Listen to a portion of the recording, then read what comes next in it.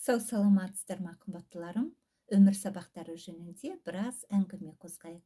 Негізі Бердібек Соқпаев атамыз айтқан екен. Бала кезінде жазғың келген өлеңді ұялмай, қысылмай, ойыңа келген өлеңдерді жаза бер.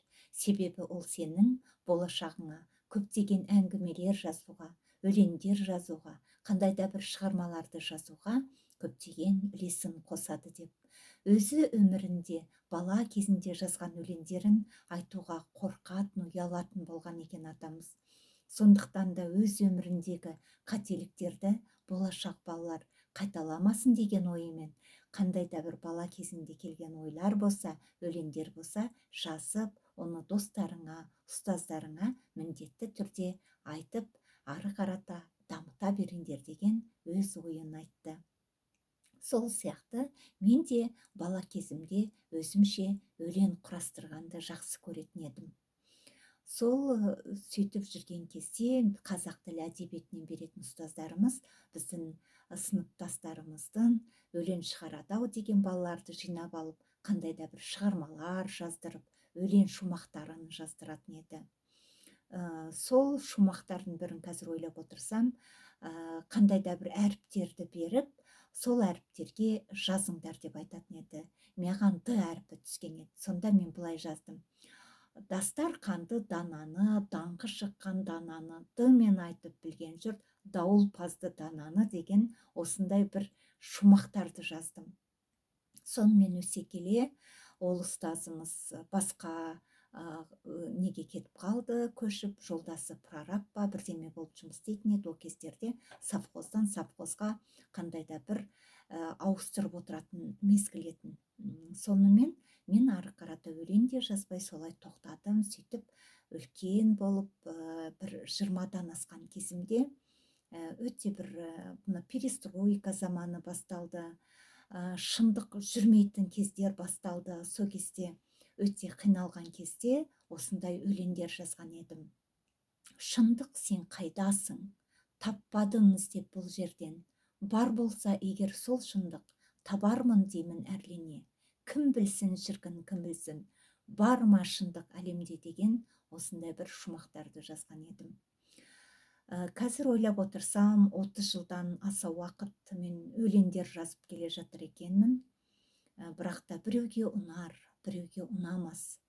Тек қана өлеңдерді таң сәріде жазамын. Түстен кейін келген өлең шумақтарын жазбаймын. Осындай әдеп қалыптастырғанмын. Себебі таза ауада, таңда таза ауаға шығуды өзіме үрдіс қылғанмын. Немесе форточканы ашып, үйді желдетіп, таза ауаны кіргізіп, таза ауа кіріп, жаңа ойлар келген кезде мен бүгінгі күнді бастадым таза ойлармен, таза көңілмен, ақ бала көңілмен деп таңда өлеңдер жазғанды жақсы көремін. Негізі бұл да бір Алланың берген қандай да сыйы деп ойлаймын. Әрине, бес саусақтың саласы бірдей емес, біреуге ұнайды, біреуге ұнамайды. Сондықтан да Алланың бергенін қабыл алып, әр таңда қандай да бір шумақ өлең жазуға тырысып бағамын. Егер де менің өлеңдерім сіздерге ұнап жатса, лайк басуды да ұмытпаңыздар. Қандай да пікірлеріңізді жазыңыздар. Сіздерге ұнай ма? Алланың мына көкейге салғанын жазу, ол менің міндетім деп ойлаймын. Адамдық міндетім деп ойлаймын. Сондықтан да көкейге салған ойларды ақ парақ қағазға жазып кетуге тырысамын. Себебі бір Алла ғана біледі, кімге қанша өмір бергенін, қандай миссия бергенін. Бұл осы менің миссиямның бірі деп ойлаймын. Сондықтан да егер де менің өлеңдерім ұнамай жататын болса, аса сөкпеңіздер. Ол бір Алланың берген мен үшін сыйы деп ойлаймын. Сондықтан да қымбаттыларым, егер де сіздің балаңыз қандай да бір өлеңдер құрастыратын болса, оларға көмек беріп, оның ары қарата дамуына үлестеріңізді қосыңыздар.